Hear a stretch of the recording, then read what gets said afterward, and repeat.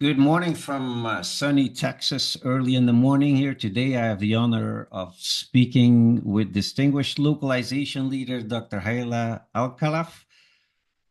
She's joining us from Riyadh, and she serves as the head of literature and publishing and translation, or the Literature Publishing and Translation Commission in Saudi Arabia.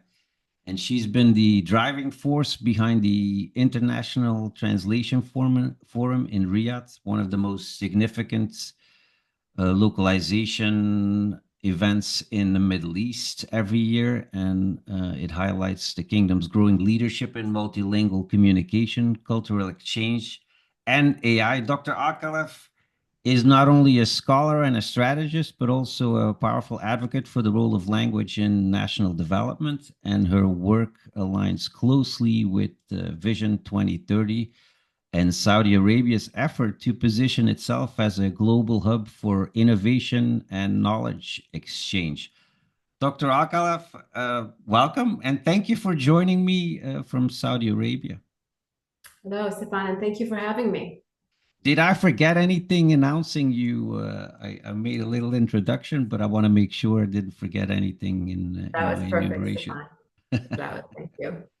So I'm very, very excited because last year I got the big honor to go to Riyadh and join you for the translation forum. And I just got news I will be there again this year. So I'm super excited about that. That makes this interview extra special. So let's talk a little bit about the International Translation Forum.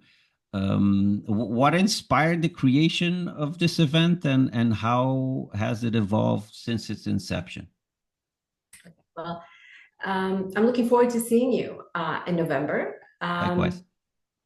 So the Ministry of Culture's vision was to establish annual events dedicated to each cultural sector, where experts and practitioners and stakeholders come together to exchange ideas and drive progress. So when the Literature Publishing and Translation Commission, which I'll be referring to as LPTC, was established in early 2020, it wasn't merely the birth of a regulatory body, it was the beginning of a cultural renaissance.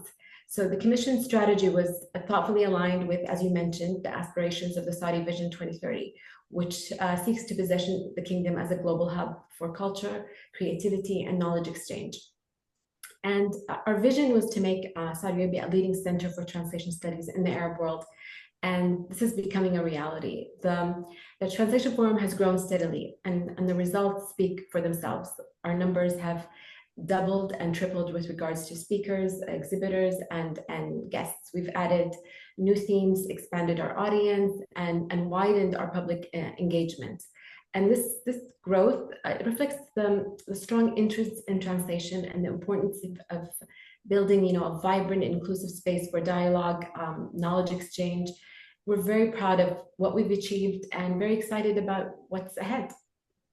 Yeah, I have to tell you, the most memorable thing that I came away with last year was your hospitality, which is just unequaled in Saudi Arabia. We were feeling so welcome, and we were amazed with everything that you organized for us.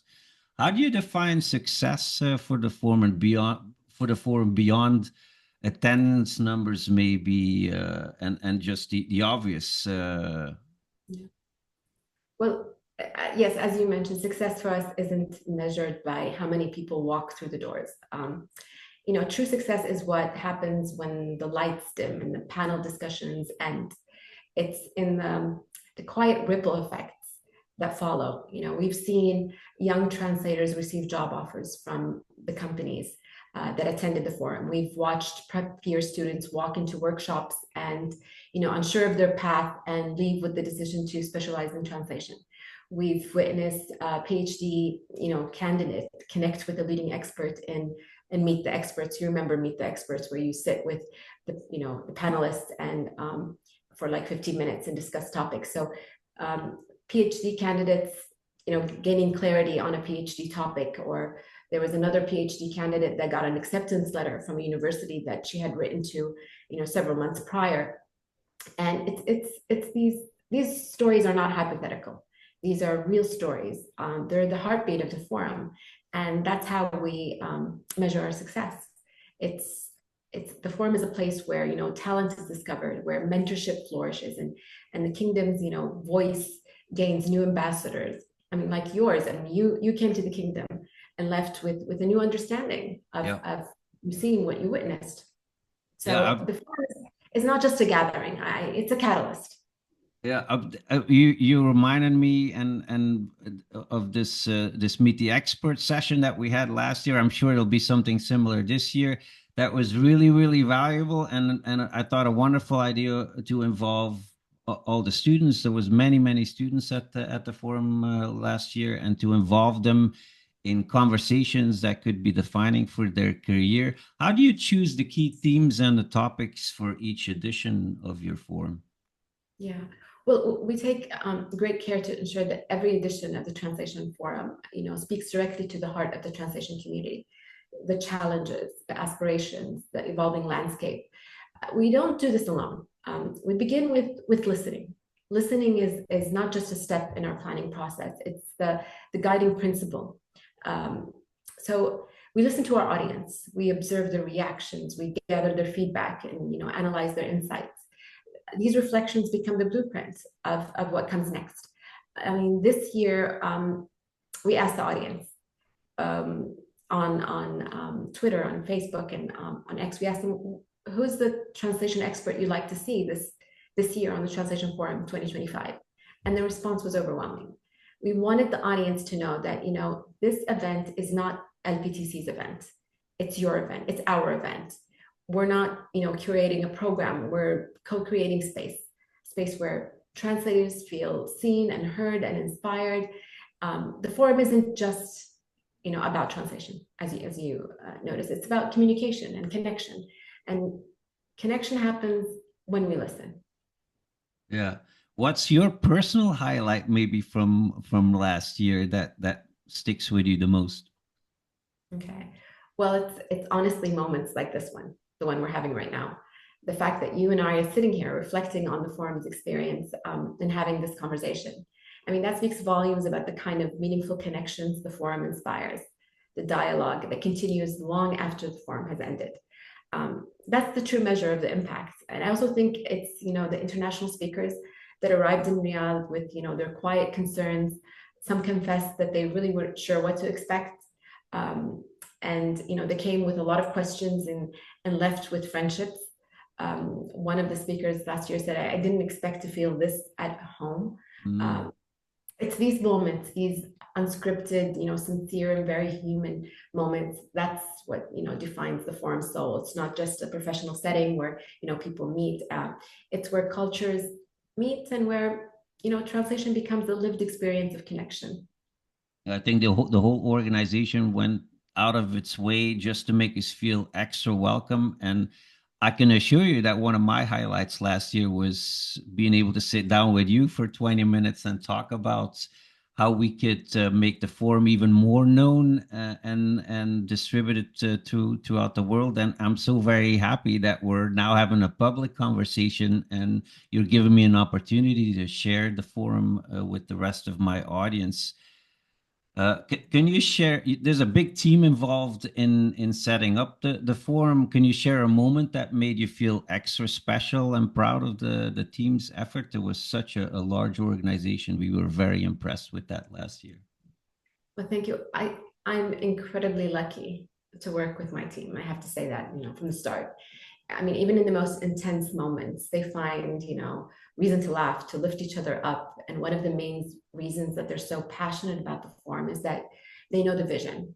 The story about the man that passed by three people laying bricks and asked each one, "What are you doing?" So he goes to the first one and he asks, "What are you doing?" And he says, "I'm laying bricks." And then he goes to the second and asks him, "What are you doing?" And he says, "I'm feeding my family." And then he goes to the third and asks him, "What are you doing?" And he says, "I'm building a cathedral." Teams become super teams when they understand the purpose. And every person on my team, realizes the vision and sees the big picture. I'm very fortunate that, they see beyond the budgets, the KPIs, the statistics. So the memory that comes to my mind right now is them sitting on the floor with blisters on their feet at 1 a.m., the last day of the forum last year, and they were smiling and laughing. And it's when the pressure, hits the ceiling and the deadlines are really tough, and they manage to deliver. And let me tell you, they deliver exceptionally well. And I'm very, very lucky and blessed. Not a lot of people have that. I can second that. It was an amazing event with the closing ceremony stands out to me too, where you had musicians, local musicians, and artists on stage, world class. Really, what feedback, other than me singing your praises here, what feedback have you received from the international participants that stood out to you? So it's not just the feedback that we received, honestly. It's the observations that we have seen before our eyes and the interactions that we seen with the participants from all over the world. I mean, they're very vocal with what they say about the forum, but it's what we observe online, the way they've connected with each other, people they would not have connected if they had not been at the forum. So just I personally, when I watch them interact online on LinkedIn, it just makes it all worthwhile. I think I'm not the only one, for sure, of that group of international speakers that joined you last year that ended up with a dozen or more friends in Saudi Arabia that I'm in touch with on a regular basis. That's really, really special. That doesn't happen at every conference. In what ways does the International Translation Forum align with the goals of the Saudi Vision of 2030? Because there's a lot of information about that going around about Saudi Vision 2030. True. So the International Translation Forum is closely aligned with the broader objectives of the Saudi Vision 2030. So it fosters cultural enrichment, knowledge exchange, economical diversification. So the strategy of LPTC, specifically the translation sector, is carefully structured to support these national priorities. For example, the Vision 2030 emphasizes the promotion of Saudi Arabia as a global cultural hub, and the forum plays that critical role in positioning the kingdom as a leading center for translation studies in the Arab world and beyond. This not only enhances Saudi Arabia as cultural diplomacy, but it also encourages cross-cultural dialogue and intellectual exchange. Yeah. How is the LPTC helping the government entities and industries meet the growing need of high quality multilingual content, and how are you promoting Arabic translators in particular? Because I think there's a need for them as well. Absolutely. So the Commission supports government entities and various industries in addressing the demand for high quality multilingual content. In LPTC, we have the Certified Translator Program. It's the first of its kind in the Arab world. It focuses on investing in human capital by training trainers, accrediting them, and to meet quality standards. So in Saudi Arabia translation, the translation sector is not just about building a program. We're building bridges of communication. One of the most transformative initiatives we have that we've launched is Terjum, which means translate in Arabic. It's a cornerstone of our strategy. And what it does is it's the biggest translation initiative in the world. And it gives publishing houses in Saudi Arabia grants that covers about 75% of the cost of a book. So we pay for the translation and the translation rights of the books. So this translation grant has had huge success. I don't know if you're a Star Wars fan, but I recall, sitting next to my father and watching Star Wars as a child. And this initiative for the first time has gained the translation rights to translate Star Wars into Arabic for the first time. So this cultural phenomenon will be available to Arab readers through Arabic translators. We've also translated the works of Matthew Lipman. So I don't know if you know Matthew Lipman, but he's a professor in philosophy, and he used to teach in a university. And one day he asked his students a question that they couldn't answer. He resigned and established what is known as P4C, Philosophy for Children. I've always been a fan of his work because it teaches children how to critical thinking. And again, for the first time, Arab publishers, the Saudi publishers, have gained the rights to these books. We've also established a UNESCO chair entitled Translating Cultures, specialized in intercultural studies. This chair is with King Faisal Research Center in Riyadh.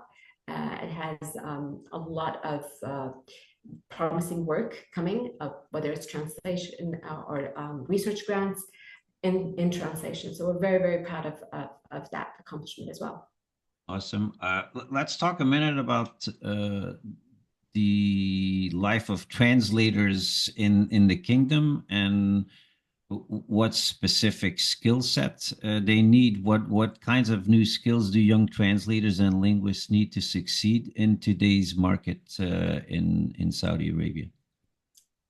That's a good question. I think that can be basically with all translators, and not just in Saudi Arabia. They need to follow what's new, from emerging CAT tools to shifts in, localization trends, and to keep researching the market, whether it's, the clients, evolving standards of the profession. Also, I think it's very, very important for young translators to know their rights and how to navigate, their contracts and negotiations, and to receive, fair credit for their work and their efforts. Yeah.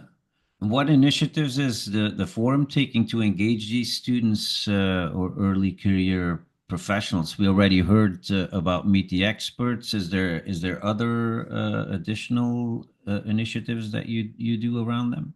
Yeah, we have a very promising translation mentorship program by LPTC. And I always say that, translation is a very lonely business. You often work in silence and you wrestle with a text, with a complex text, and especially when you don't have somebody right next to you. Does this sound right? How would you say this?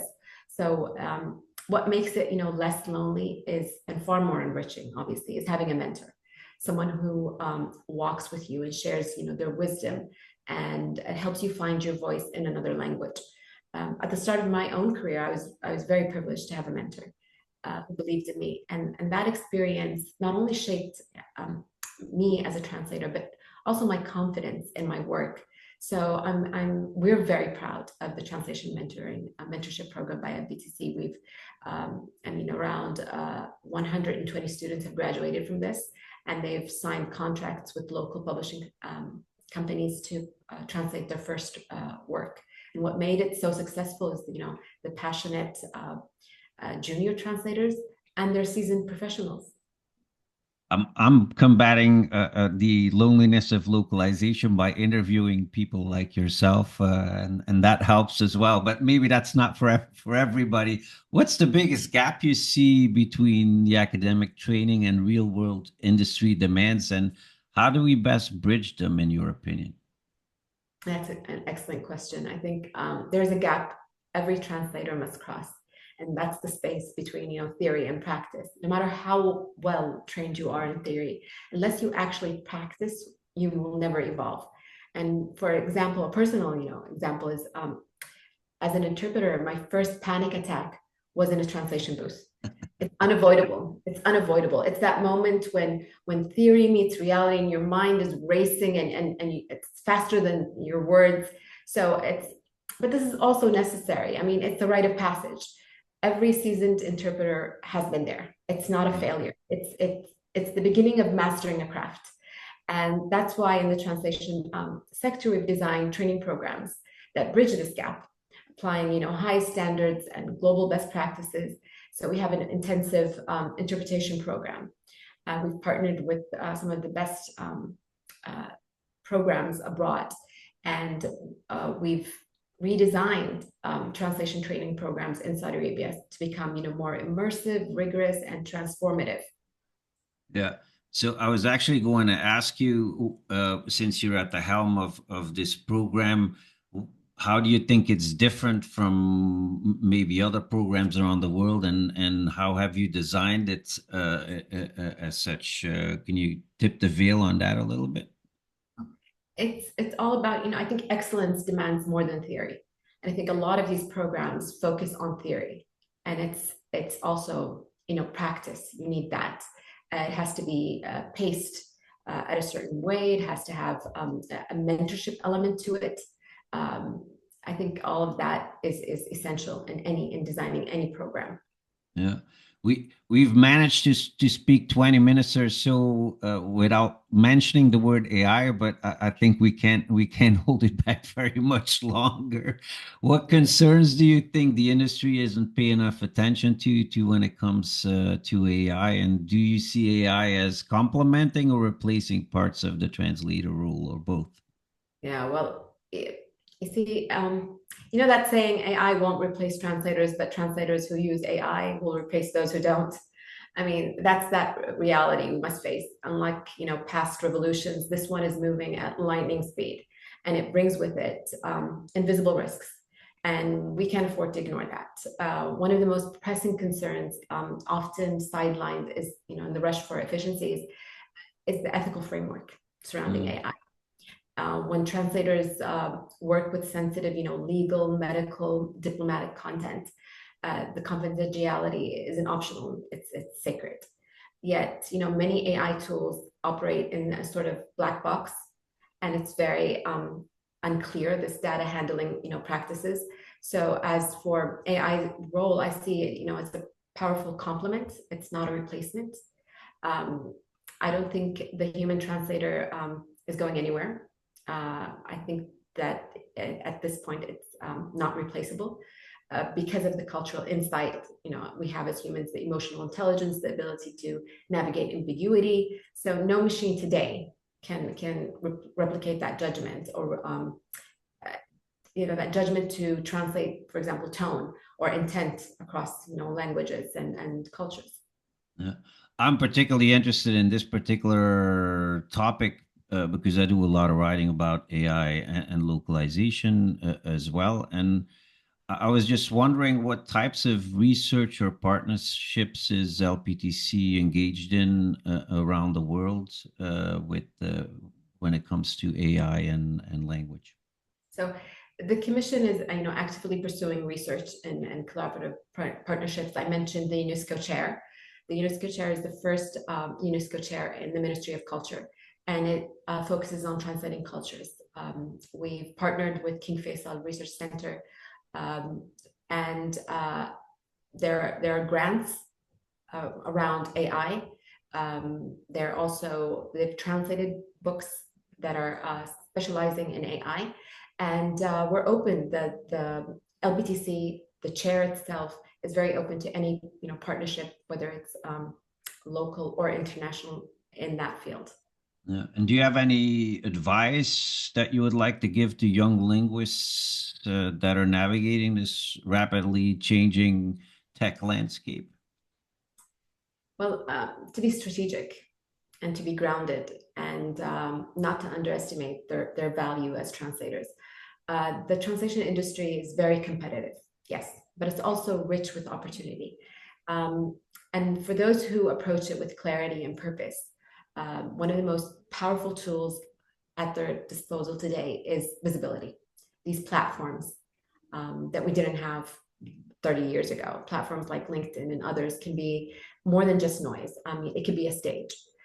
So use them to showcase your work, share your insights, and build your professional voice. Yeah. One of the goals, I'm sure, of the forum is to showcase the expertise and knowledge you have in Saudi Arabia. What do you want international language professionals to know about the work that's being done in our industry in Saudi Arabia? Okay, well, our efforts in Saudi Arabia are, far beyond just enriching content. So, for example, Terjem initiatives that I mentioned, or hosting annual events like the Translation Forum, or it's we're working on a bibliography that curates more than 90,000 titles, and it's called the Arabic Observatory of Translation, AOT. So we are collecting the works of 22 countries.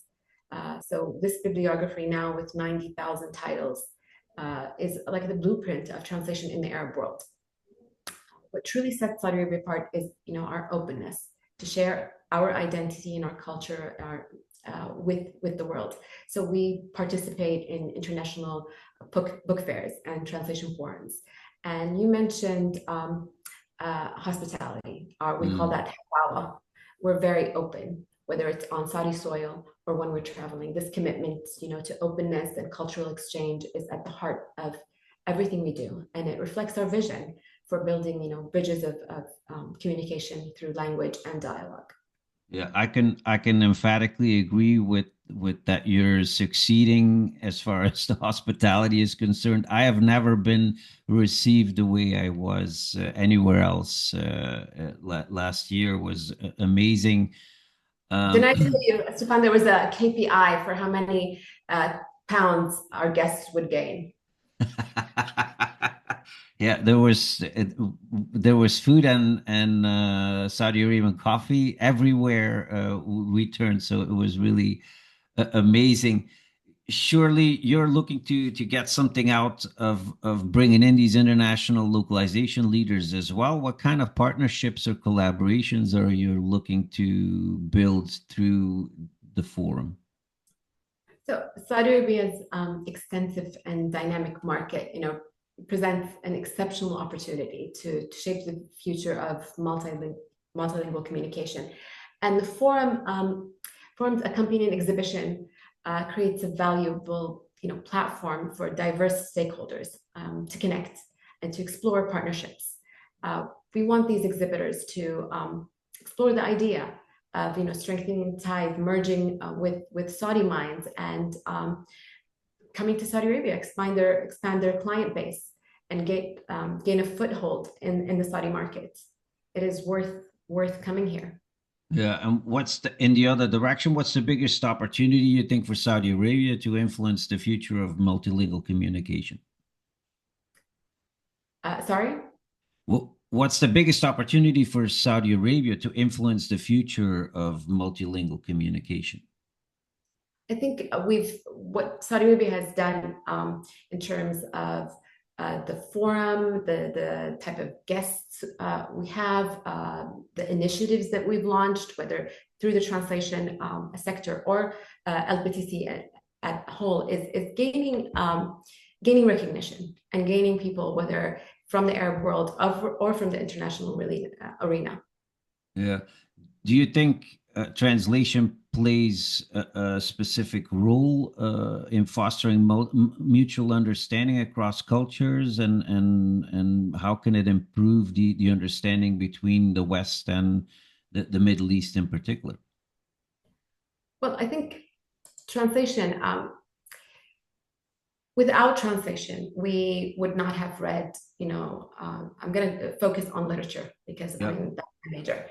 Without translation, we would not have read the works of Chekhov, Tolstoy, Mm. the masterpieces of 100 Years of Solitude. It is only through translation, these whispers between bridges, that we can learn more about each other and communicate and learn that we are more alike than we are different. Yeah. What's the focus of the forum this year, and how do you ensure that the forum balances both local relevance and global appeal?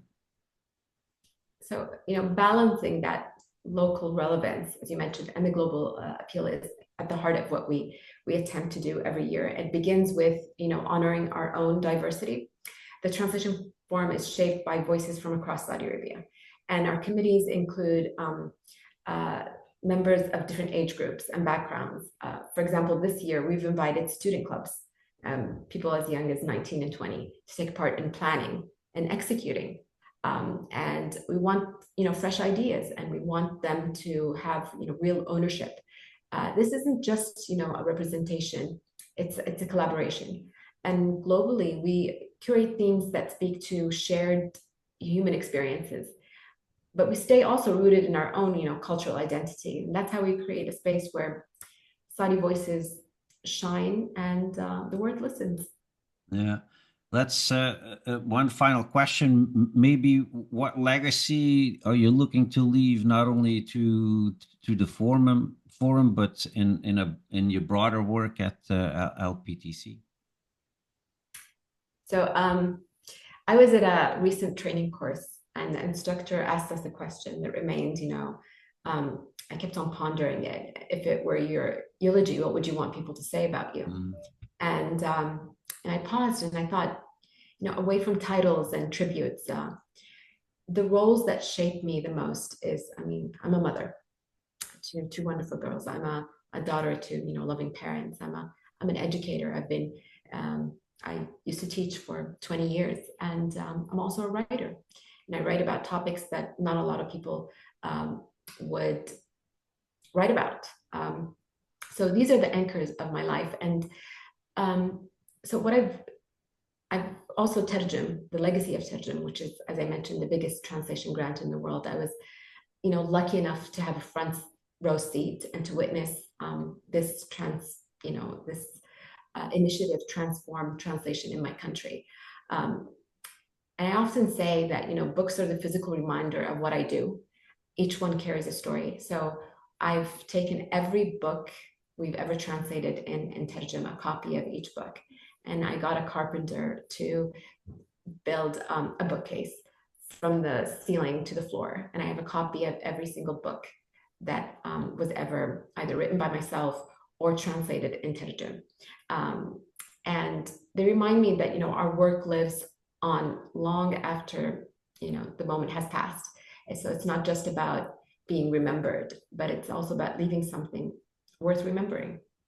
That's a wonderful way to put a bow on our interview today. Thank you so very much, Dr. Hailah, to have spent some time with us this morning or this afternoon in Saudi Arabia.